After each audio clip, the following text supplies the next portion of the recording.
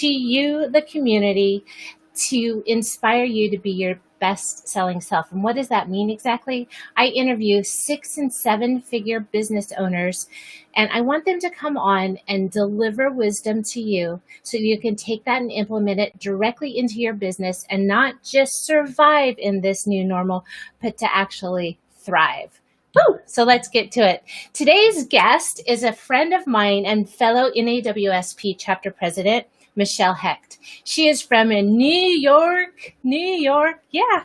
And she's going to talk to us today about selling. I'm going to bring her bio over like I always do, and I want you guys to know about her.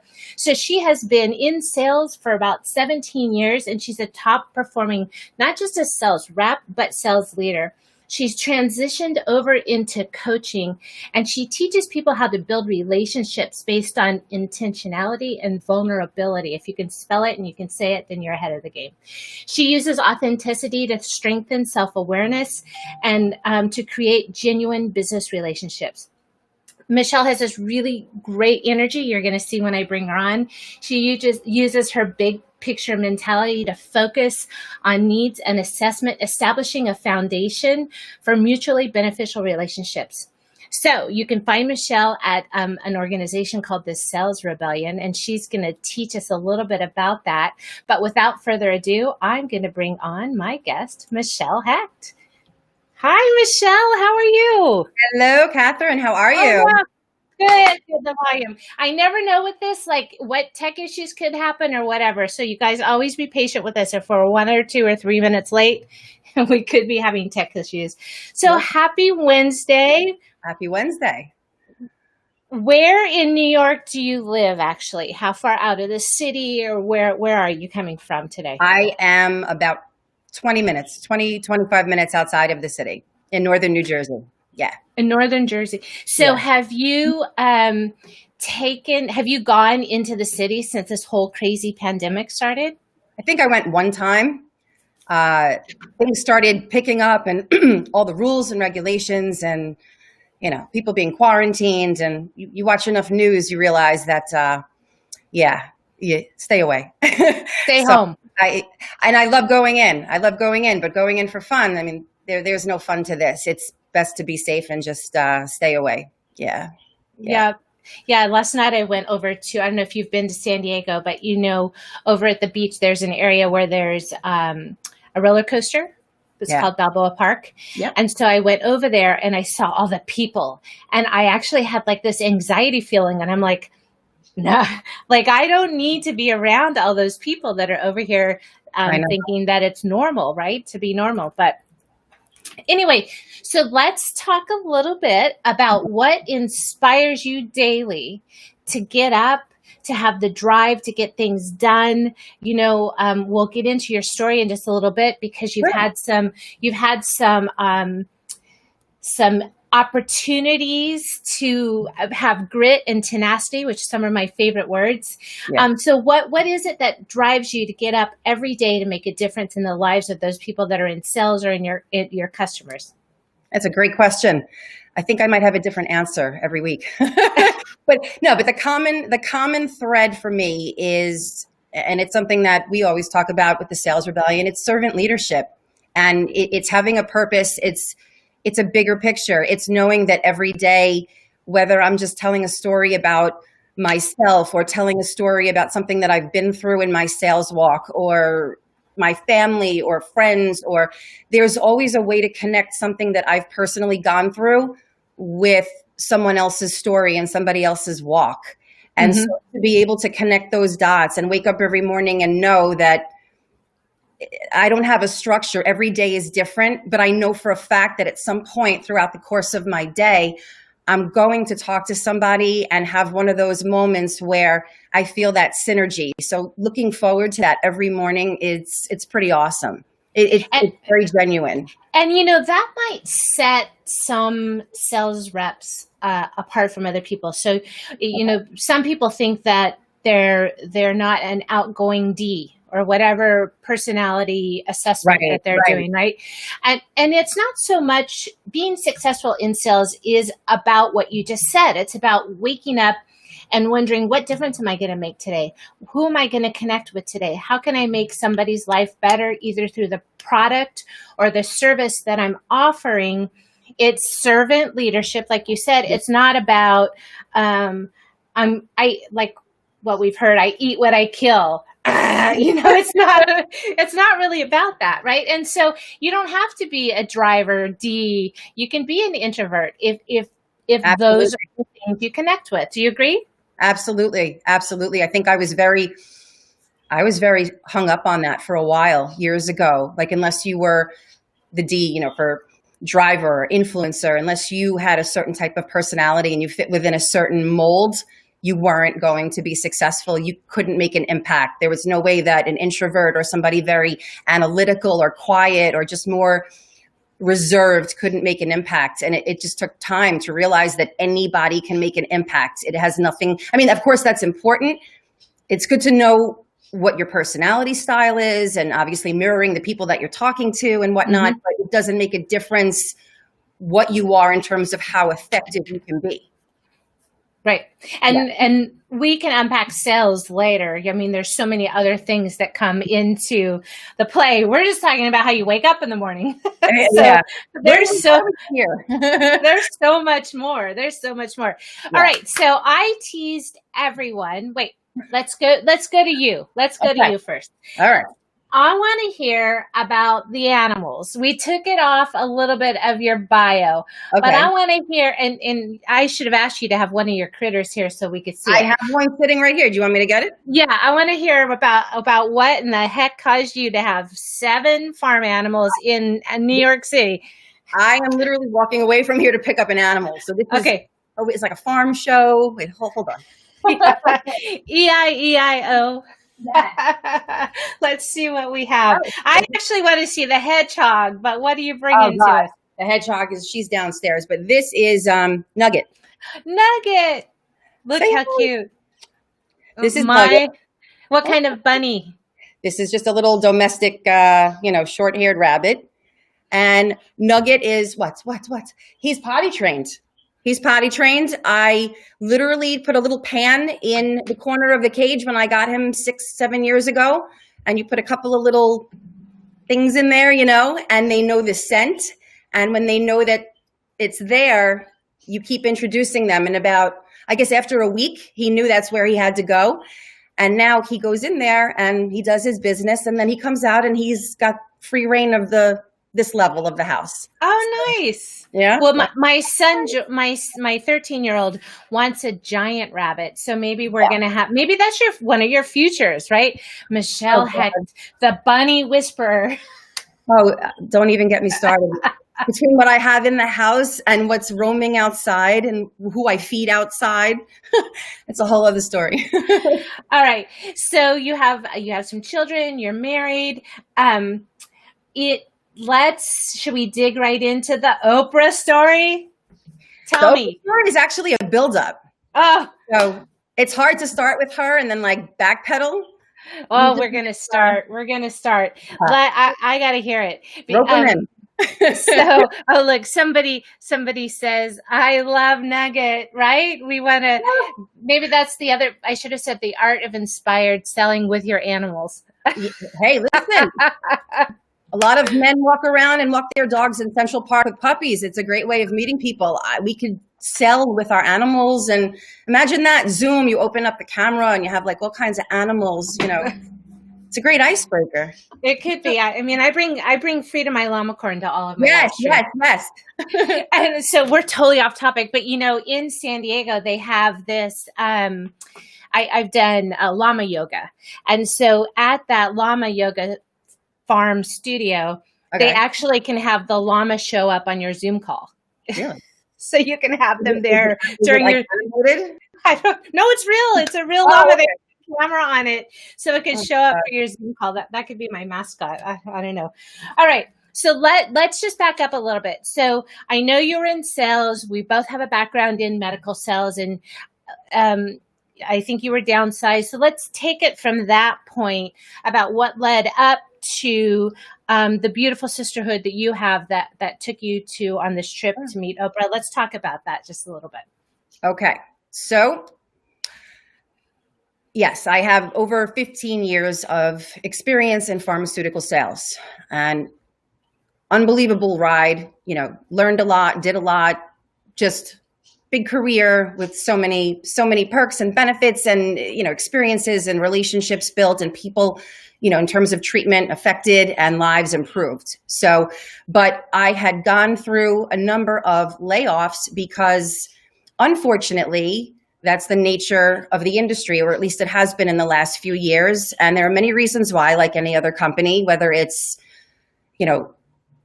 products going off patent or expiring, or other companies buying up companies, or, just for so many different reasons and whatnot. So for me, the icing on the cake with everything was probably early last year, when a significant portion of my company, the sales force, was let go, and I was one of them, displaced. And at that point, I said to myself, you know what, I can't keep going back, because I understand that nothing in life is, guaranteed except maybe death and taxes. But as much as I loved the industry and so many things about it, there were just certain things that I was ready to kind of move on from. And so that for me was my turning point. And from there was just a lot of just series of events that took place that led me to where I am now. And the reason I didn't want to jump right into the Oprah story is because the Oprah story is basically what wrapped everything together into a little package and put a bow on it and gave me the permission and the validation to just say, go for it.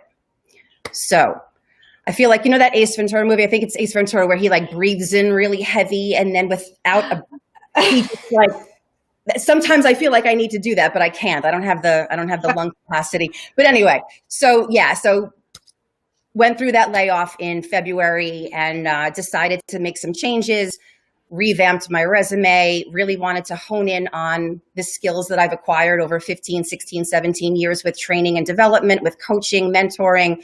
And although I didn't have those titles on my resume, because I was always in a sales capacity, they were always a big chunk of my job because I loved doing it. And I would take on opportunities and leadership roles and volunteer for things and work on a local level, regional level.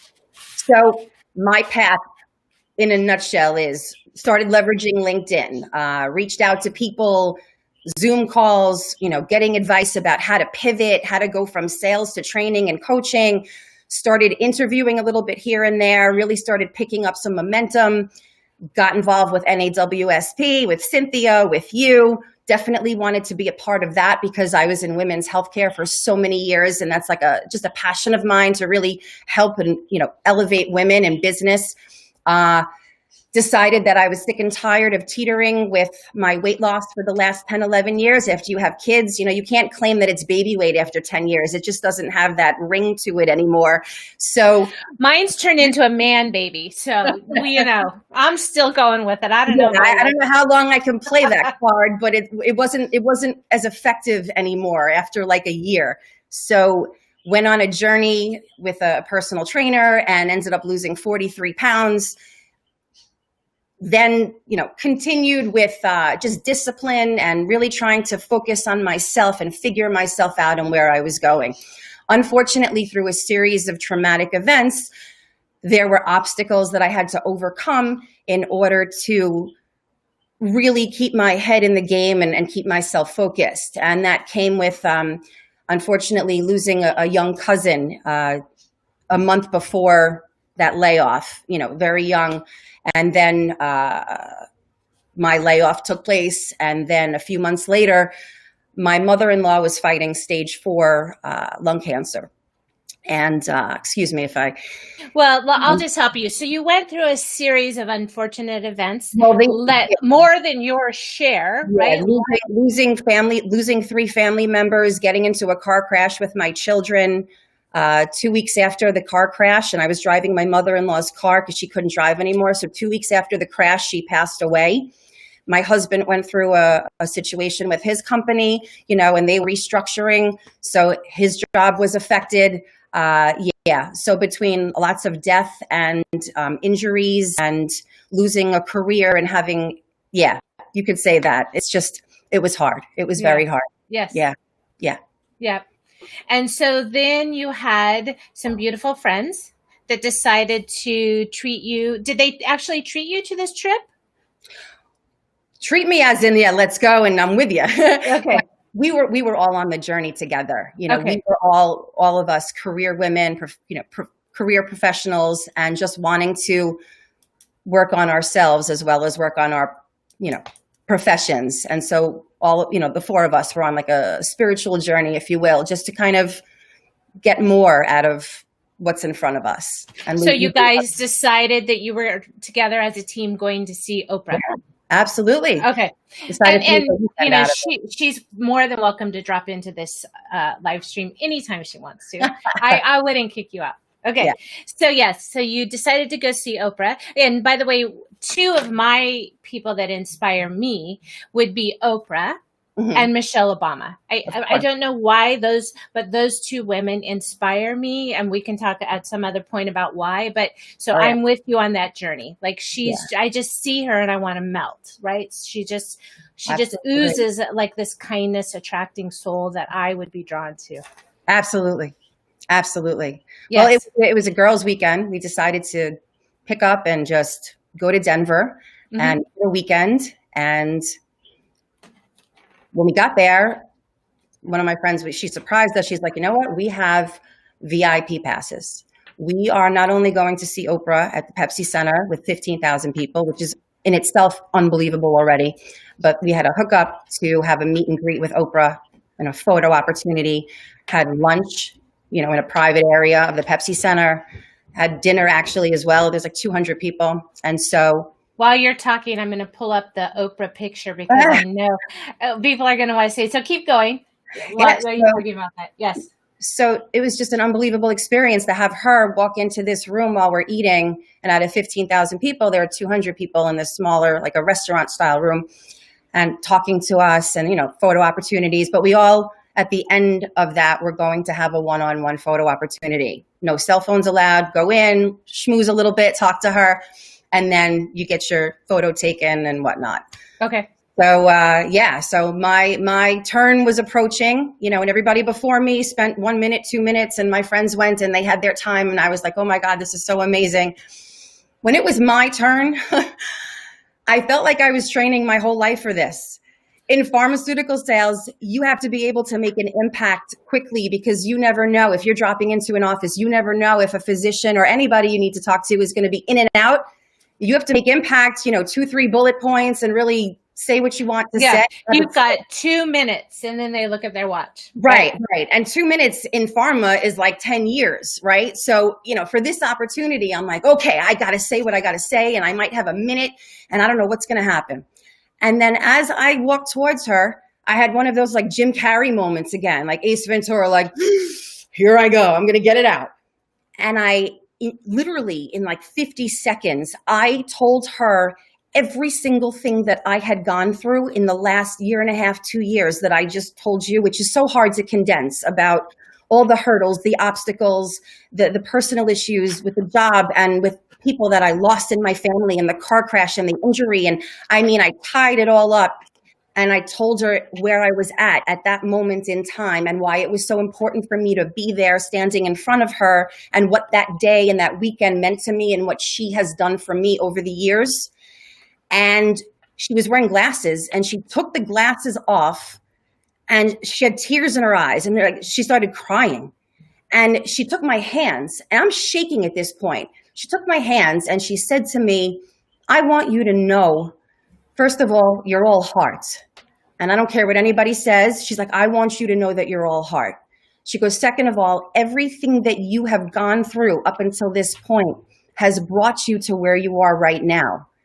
And if you ever doubt why you're here right now, I want you to remember that I'm telling you this. I want you to remember that I said that there is a specific reason that you're here and that your work isn't finished and you've made it this far. And no matter what little steps you take, forward, as long as you're taking steps to go in a positive direction, that's all you need to worry about. That one small step in front of another, going in the direction that is going to propel you forward.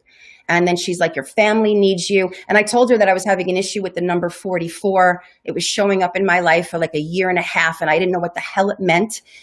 And she said to me straight out, don't you dare be afraid of the number 44. That's going to be your year. I'm 44 right now. I'm turning 45 in 2 weeks. So what I thought was going, and it's like I'm shaking right now. What I thought was going to be a minute or two conversation was probably about 6 or 7 minutes. And we're having this conversation, and she has tears down her face. And then she took the picture with me, and then she turned around and said, wait, I want to take one more picture. And she said, I want to take a picture with you. And she put her hand over her heart. And she said, so I'll share that picture now because I have that queued up here. Because I have two. I have one with her, next to me. Yeah, that's the picture. She said, one day you're going to look back at this picture and you're going to remember that I said to you that you are all heart. And I'm every time I tell the story, and I haven't told it so many times, but there's so much that leads up to it. So it's hard to just say, guess what, at Oprah, and this is what happened, but there's so much that goes into that story. And not that friends and family and my husband and my children, not that they haven't validated me and supported me. Of course they have. But when you have a conversation with someone like that, and there was no air about her, she was the most down-to-earth, normal, natural, you would never know. It was so genuine. It was so authentic. It changed my life. It basically gave me permission to not be afraid anymore and to bury my limited beliefs and my preconceived notions of I can't and I won't and I'm afraid and what will people say and they'll judge me, and I don't care about that anymore. Like I do me, and I follow my own moral compass, and that's enough for me. Yeah. And so it's and it was impactful, and I don't know, and I think for me, because I'm so focused on supporting women and supporting women in sales and supporting women, I find that women need permission. We need, and we've been working on that in some groups. Like I give you permission to fail. I give you permission to make a mistake. I give you permission, and it's so interesting how, for you, it was Oprah, right? But it could have just as well been for somebody else who had a mentor. And I've been talking to other people about how important it is to have some type of someone that's a mentor. Remember, mentors you don't pay, coaches you do, consultants you pay. A mentor, someone who has a heart vested interest in your success, and that's what she did. She instilled some of her wisdom on you, and it was very impactful, and you had a connected moment. And she's so not the only one. I don't want to come across like starstruck. Well, besides that nobody else had the impact that she did, because not everybody will have an opportunity to meet a big celebrity in their life. And the average person, your neighbor, your friend, a colleague, a manager, whomever, can be that person for you. For me, there was such deep-rooted self-doubt and need for approval and permission that it took 25 people. And then she was the icing on the cake that kind of like sealed the deal. Yes. That's what I'm trying to say. There were many people along the way that tried to do that for me, and I would have my moments of clarity, and then it would go south again. Like, that was yesterday's news. I'm good. Let me go back to self-loathing today. So tell me a little bit. So you had that encounter, and we're going to talk a little bit about what you're doing today. We have some time left, but how are you pulling that forward to keep yourself inspired, to keep, to wake up and go, it's a shitty day, I'm going back to bed. What are you doing to prevent that from happening? Or do you have those and you give yourself grace and you allow it and then you come back stronger the next day? Tell me a little bit about the skill sets that you've developed that helped you make it through those trying times. And then today, you're on your road. What you're doing today is empowering, and you're empowering other people. And I love my interaction with you at NAWSP. So what skill sets did that teach you that you're using today to keep your focus forward in positivity? I'm so glad you asked me that. Great question. So what I had gone through and the little voice inside of me that always told me, like, you've got this, and these are skills that are so important. You need to leverage these more.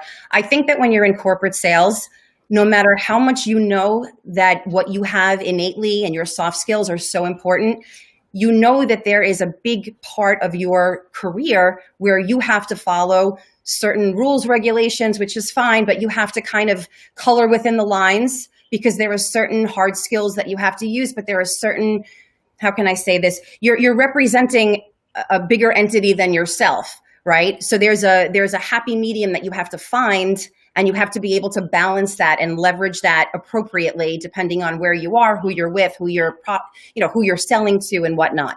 So, can you back 1 second? Because yeah. maybe not everybody, sometimes I don't want to assume that any of that my listeners understand. Like, can you give me a little bit of labeling on what's a soft skill and what's a hard skill? Oh, like, sure. What's the difference between those? What do you mean by that? So with hard skills, those are, skills like learning how to, not learning, but if you're a fast typer, or you have, Microsoft Office, or, certain things that are labeled that you can pull from like a drop-down menu, as far as what are transferable skills from one job or one company to another, just the types of skills that you learn, that you can apply yourself to, that you learn.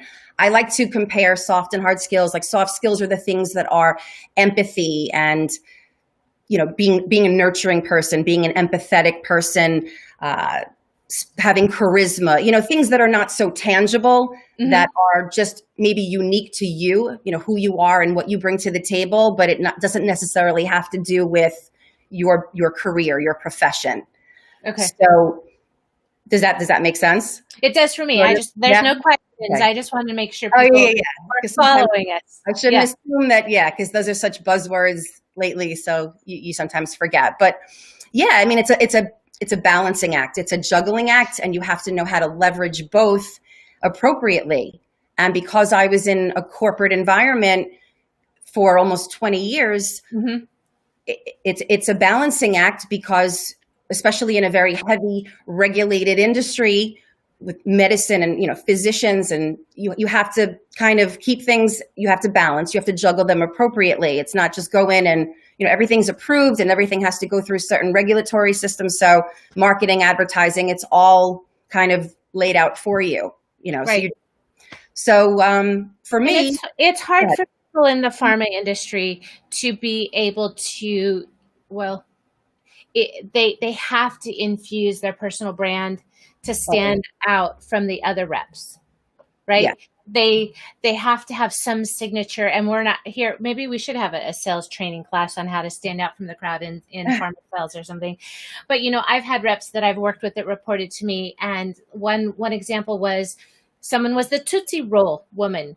Every time she went into an office, she handed people a Tootsie Roll, and they knew she was coming, and they're like, oh, she's here.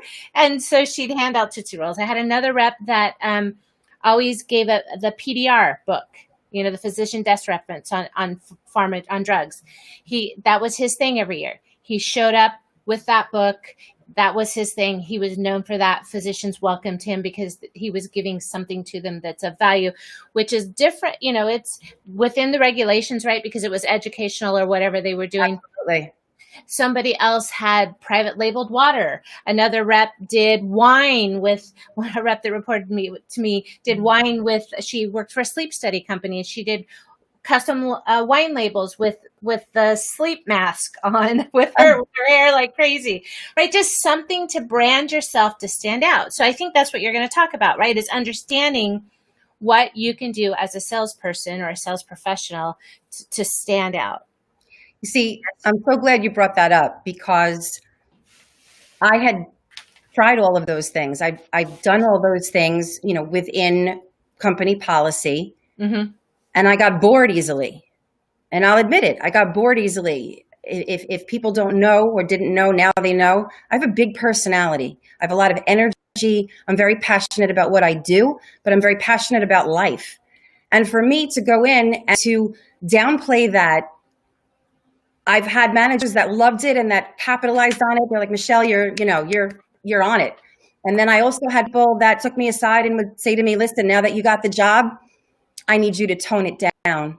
I need you to take it down. You're not in the interview anymore. You got the job, and now you're a representative of this company, and you take it down about 6 octaves. Oh my gosh. Yeah. And that happened to me a very long time ago, and that stayed with me. And that used to mess with my head and make me think that there was something wrong with me because I have this bigger than life personality, and because I'm a very giving and nurturing and proactive individual, that maybe it's fake, it's not real.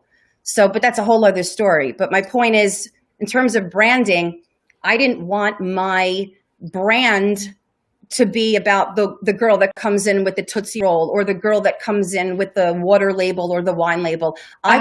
I wanted to be the woman that comes in. They know who I am. They know what company I'm with and my product, but they know me because of me. And so when I have that struggle internally and I know what I want to be, and then other outside, there's noise outside, other forces outside are telling me, no, you can't. You end up spending years and years and years, which is what I did, having a tug of war internally with what you're expected to be like and what you want to be. So one mask from 9 to 5 p.m. and then the other mask goes on from 5 p.m. to 9 a.m. And if you do that long enough, somebody's saying that they were the Tic Tac woman. Really? Yeah. I mean, there's so many great, catchy little things. And I'm not saying they're bad. It just didn't work for me. Right. You're saying you need to find your authentic, genuine self, which is what you're talking about, and how you can use that to connect with your audience. Right. Yes. And so that's what it was. That it was like battle of the masks, which is so ironic right now with this pandemic, with the mask. It's amazing to me, but I'll leave it at that. Okay. So do you want me to go over to the couple of slides that you prepared so you can talk just a little bit about that? Sure. Let me, I'm presenting, I will drive, and you certainly can wonderful. talk about it. Okay. All right. So you see it? I see it. Okay. Take it away.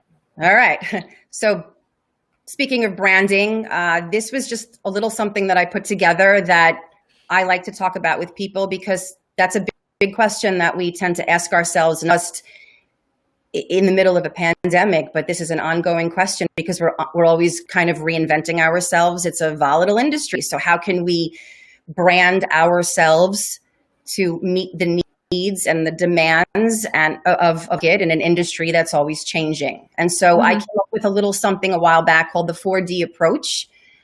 And I have to talk about it. Absolutely. Okay. So here you are with your sales rebellion. We could talk, let's sidetrack for just a second. Or do you want to save it to the end? No. We can talk about it for very quick. Yeah. Okay. So what is the sales rebellion? So the Sales Rebellion is an organization that was formed under the premise that, as important maybe as metrics are and KPIs and quotas and goals and whatnot, they're not the be all end all, that there's a much bigger picture here, and that salespeople have the capacity to build kingdoms. And what I mean by that is it's based on the principles of servant leadership, what we spoke about before, about something greater than yourself, and about using a lot of those soft skills and basically empowering people in the sales industry to not only focus on those soft skills and basically bring out those skills to make genuine, authentic connections with other people, which is how business should be done. But those connections, those relationships, those partnerships are not only for the sake of sales and business, they kind of spill out into your walk, your general walk, your life,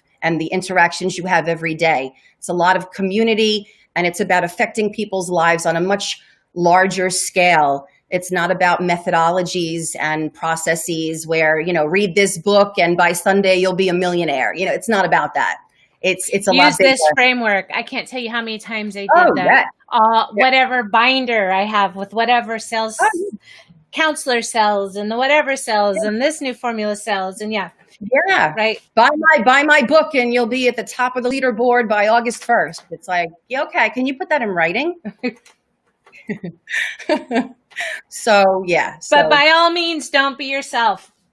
Yeah. Don't be yourself. Just follow these steps. And if you follow it to a T like a robot and you memorize this script, you're golden. No. No. Okay, so you're working with the sales rebellion and you're teaching that type of, which is totally in line with what you're doing, right? We talked a little bit about your background.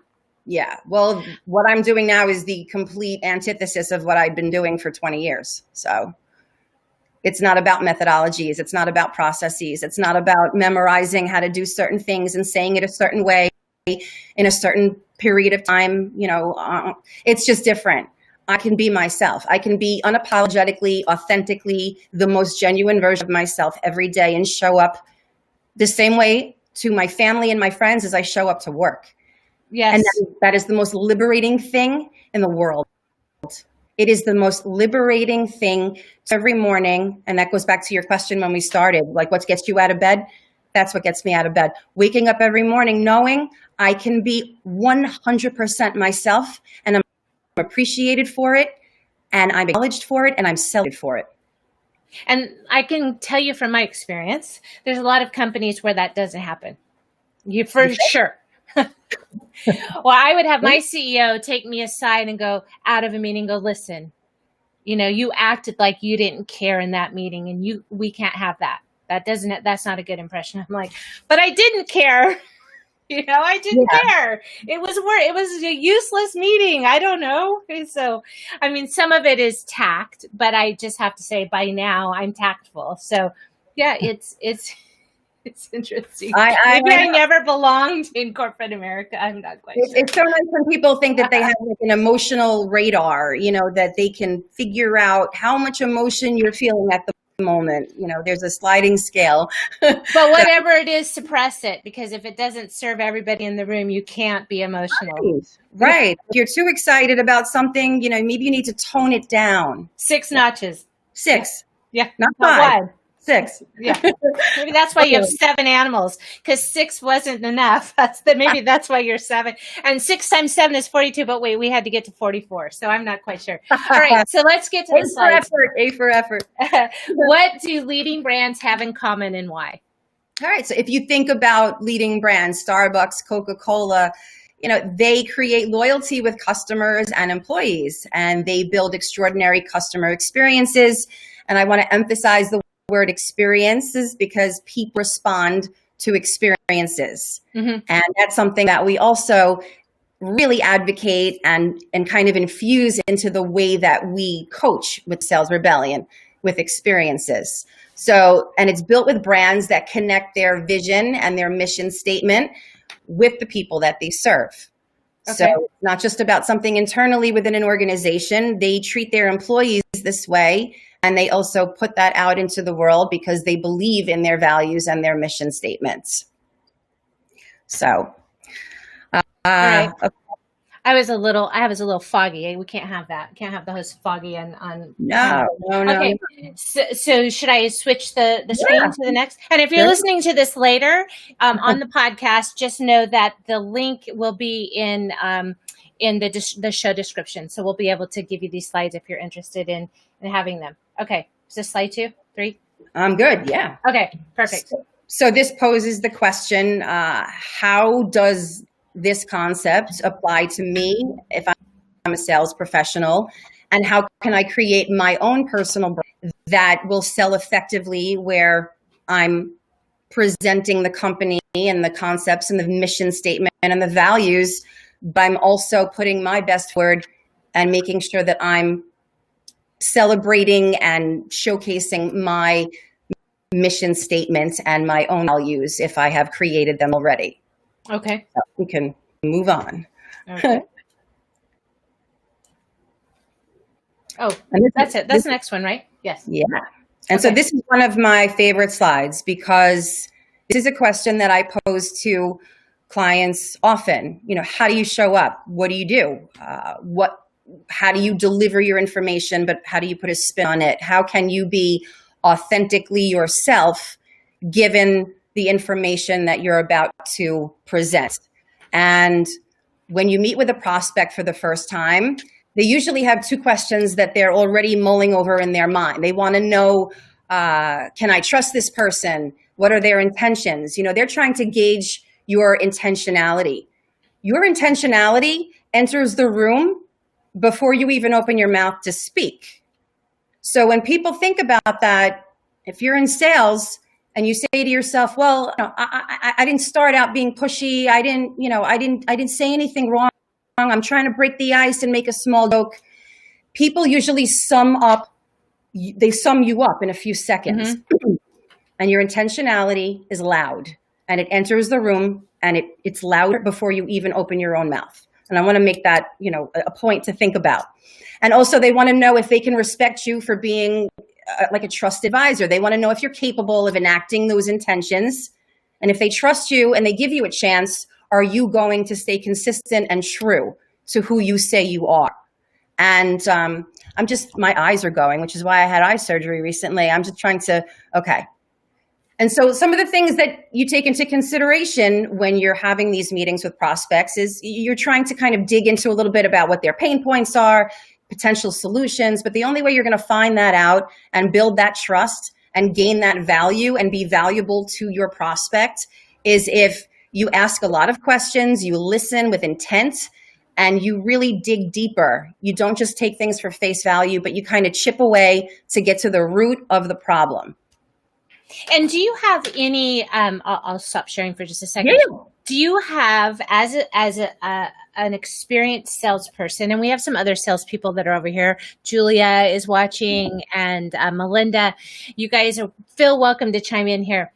So I find, because I've been in management for so many years, I see reps go into a meeting and they want, I have the saying, right? They show up and they want to throw up. So they have what skills do you use to intentionally listen to somebody and not think about your next maneuver and your next sell, your next message that you're going to deliver? Do you have any tips or tricks, or what have you done to do that, or is it natural?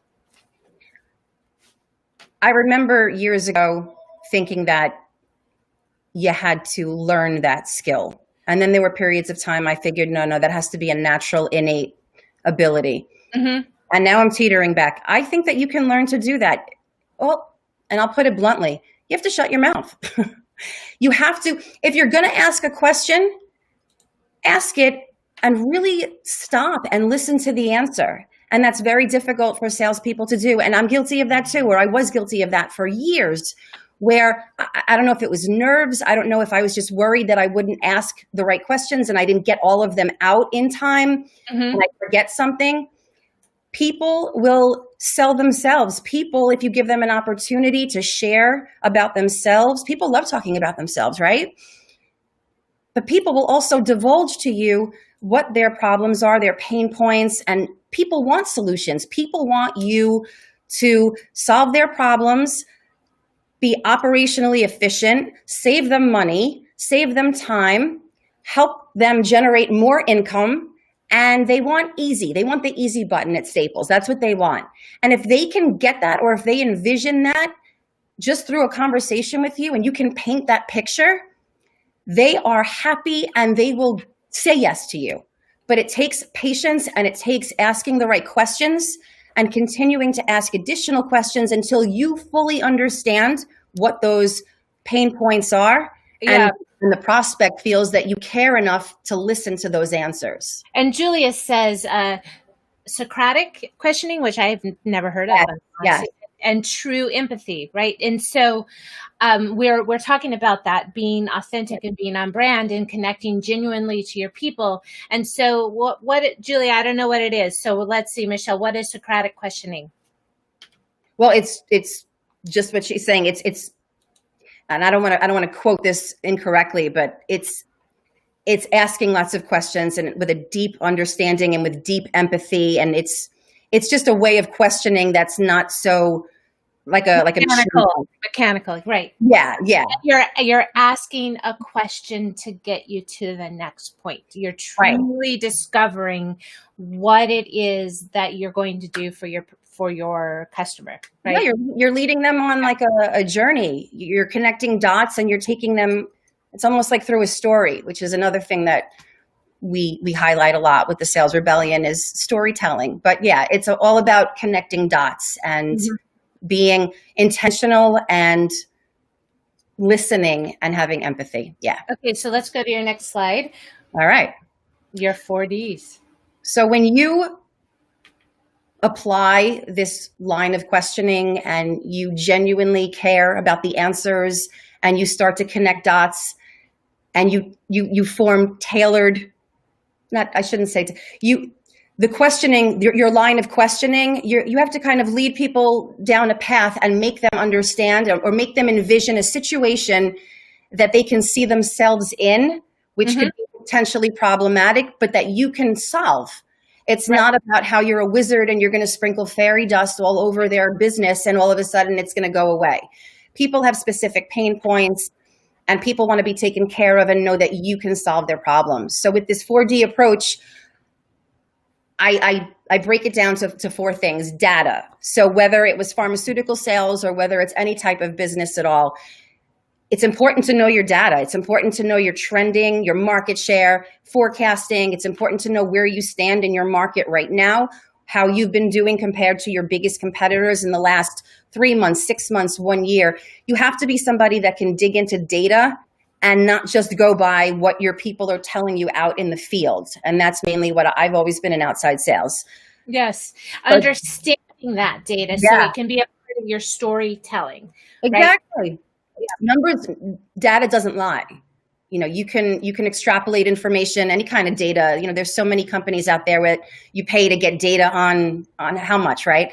Numbers don't lie, but they're not, and I repeat, they're not, for me, the be all end all. I'm not going to recreate or redo my business plan just based on data. I'm not. I think there are so many other things that need to be leveraged into that, which is why I talked about the soft skills and being authentic, but it's all a package. So data is number one. Design. That goes back to your approach. You can't have a one-size-fits-all approach to how you prospect, to how you sell, to how you talk to people.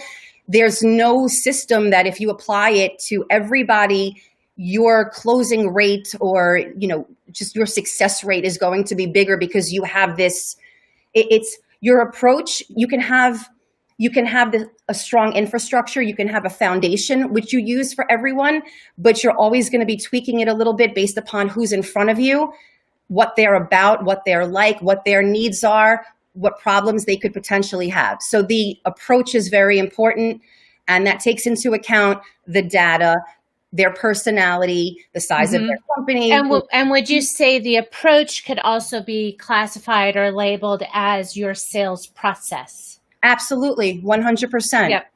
Because not everybody is going to go through the sales process at the same time or the same length of time. Some people, the cycle takes a lot longer.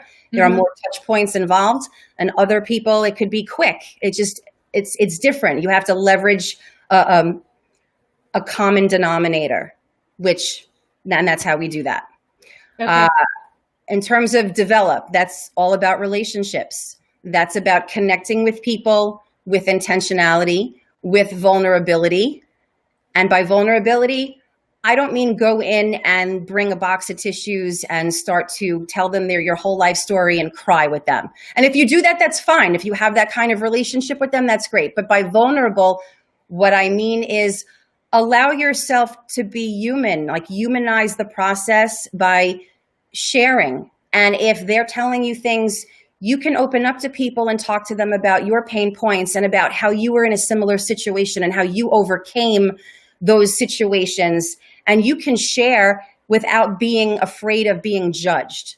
And for that's what vulnerability, I struggled with that for many, many years because I was afraid of what are people going to think of me? And what if they don't want to be my friend anymore? And what if I don't care anymore.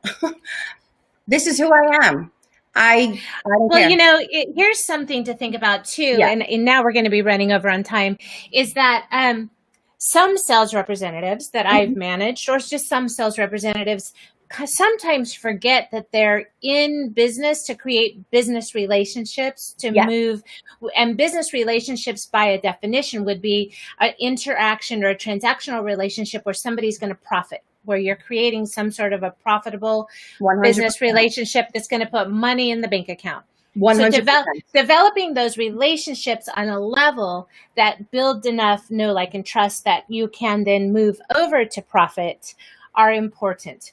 But 100%. actually the vulnerability or going in and spilling your life story and then Not at never all. using that connection to close business Absolutely. is what people need to remember, where that fine line is. And Like that's not easy. That's not easy to do.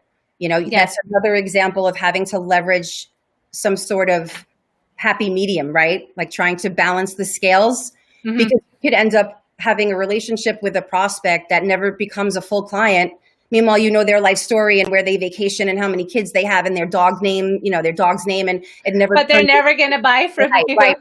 Yeah. No, I'm not saying that. I'm saying it's okay in your prospecting and in your conversations with people to not have it be so rigid, to get to know them on a personal level, and to not be afraid of forming those partnerships, because they can support that relationship and hopefully that longer term partnership. Yes. Okay, so the last thing is deliver solutions. Yeah, that's easy. That's just taking everything that comes before it and knowing who you're sitting in front of and knowing what their needs are, and really offering tailored solutions based on what you've uncovered during discovery. Mm-hmm. And it's also remembering that instead of having to run out and try to grab these, what I call one-hit wonders in terms of clients, right? If you form these types of relationships with people and they become big advocates for you and your brand, they're going to become the finely tuned machine for you. They're going to be referring business to you. They're going to work for you because they believe you and they trust you, and they want to advocate for you. Absolutely. I am 100% in agreement with that. Yeah. Because, it's not about quantity, right? It's about quality. That's why people get so caught up on these social media where it's, I have 10,000 followers. Yeah, but how many of them do you know? How many of those people are actually brand advocates that are going to take the time to, did you speak to them? I had a call yesterday with a gentleman, and he actually said to me, thank you so much for getting on the phone with me and actually wanting to give something to me versus trying to sell something to me. People tell me they're waiting for the pitch, and when you don't give them the pitch, they're actually shocked. Right. And I'll say this publicly right now. I have probably connected with 1,500 people on LinkedIn over the last 3 months. I challenge anybody listening right now to tell me if you have ever received a pitch from me, that whenever I connect, I always write, thank you so much for connecting with me. Welcome to my LinkedIn family. And I'm happy that you're part of my network. Yes. Not once, because I didn't earn the right to do that yet. Right. And that's what people forget. You have to earn the right to do that. You have to earn the right to close somebody. Right. And in my profile, it says I'm not on LinkedIn to build connections. I'm here to build relationships, which is I love that. 100% true. It is 100% true. I know that about you for a year now. I know that. I do. Okay, so let's go to the last. I think this is the last slide. We have a couple hours, so because we're getting close on time now, we'll wrap it up. This is just a summary. Knowing all of this, you'll be able to do a deep dive with your prospects. You'll be able to do a deep dive with the organizations that you're trying to, target on your target list. Mm-hmm. You have to constantly do a self-assessment of your business plan. You can't just put something in place and think that for the whole quarter it's going to work, or the whole year. It's not. The same way the industry is volatile and continues to change, your business plan has to change. Your pipeline changes. You have to be able to kind of look for the nuances, and you have to be able to inject things that you know are going to work, and then also pull things out that will not work. Yes. And then touch points matter. We use something in pharma called a total office call. Mm-hmm. That can apply to business altogether. You know that, right? Oh, yeah. And I have some clients now that want to go straight to the C-suite. And I'm like, there's a big company. You need to find your champ. I mean, I'm really good at that, right? So find your champ, could be anybody you're going to connect with. Absolutely. And I used to see that in the field. I would see people coming into the offices. They write for the doctor. And if the doctor or whomever was busy, they would stand there, waiting, because the people in front of them weren't important enough.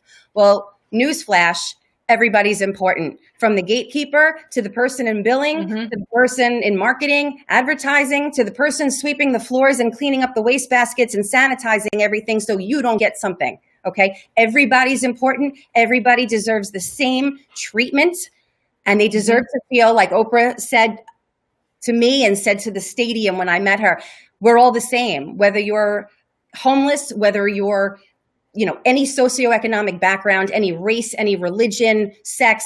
We all want to be seen, heard, and validated. That's what binds all of us, no matter whether you're a billionaire or whether you're homeless with your hand out on the corner. We all want to be seen, heard, and validated. Yes. And that's how you treat business. You go in and everybody's important. And when you can empower other people and build advocates and champions in other departments, they will literally take you by the hand and they will walk you to the C-suite, and they will get you the business. Yes.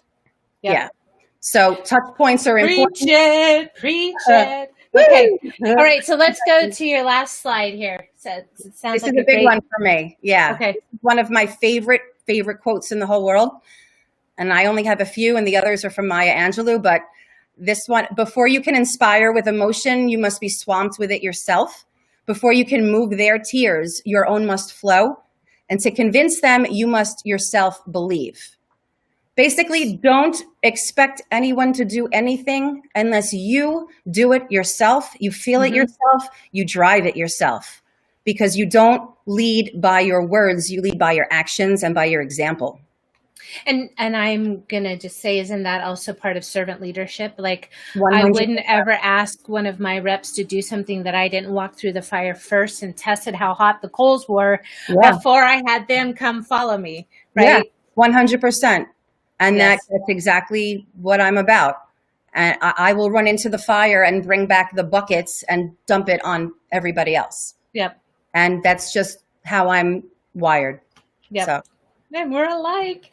All right. Well, I want to thank you for your time today. We've had a long talk. Everybody, thank you so much for the audience for interacting. Melinda went off. Melinda's worked with me. She's been one of my reps forever. She's done that. People love her, right? Yeah. You have a good rep when people run from out behind the office and they come hugging you. Right. Or you still have the doctor's cell phone number from like 10 years and they're wishing you happy birthday. I'm like, you wouldn't give me any business, but now I don't work anywhere and you're sending me happy birthday. Like there was some sort of an impact we make on people. So Michelle, how can people find you if they love what you were delivering today? They want to work with you on coaching. They want to find out more about the Sales Rebellion. How can they find you? LinkedIn for sure. Yep. I'm on LinkedIn. You can also go to www.thesalesrebellion.com. Okay. My email address is michelle@thesalesrebellion.com, and it's Michelle with 2 L's. Okay. And I'm not on all these different platforms yet. Maybe soon. I need to get with the program a little bit, but I'm on LinkedIn all the time, and I would love to talk to people. And I offer a free 30-minute session, like a coaching session. I just want to meet new people and hear their stories and learn what they're about. And if I can help out in any way, that's what I'm here for. And I'll just say, you don't need to be on every platform. You only need to be where your target market is. So with that, I will leave you to the rest of your day up in the Northeast. Thank you, everyone in the audience, for being here, for interacting. And it's because of Michelle that we have so many people interacting. I love it, you guys. Thank you so much. It makes it so much more fun, right, to hear what our audience is saying. So as always, you guys, the Art of Inspired Selling is here to deliver to you, the B2B sales professional or solopreneur, tips and tricks to help you thrive in today's new normal. You can find us on Facebook at The Social Selling Maven. We have a YouTube channel, which is the same, Social Selling Maven. I need my 100 followers, please, on YouTube. I want my own vanity URL. And then also over on Twitter at Time to Focus. So thank you so much for being here. This week, I actually have 3 lives. We have another one coming up on Friday. Gentleman's great, and he has a couple of free groups that we'll talk about that people can be a part of and learn more skills. I mean, this is so much fun. This is what I want to do. I want to talk to people all day long, hook people up, deliver just skill. It's a ball. So thank you so much, Michelle. Have a wonderful week. Have a wonderful hump day, everyone. I look forward to speaking to everybody on Friday. Absolutely. Thank you. Peace out.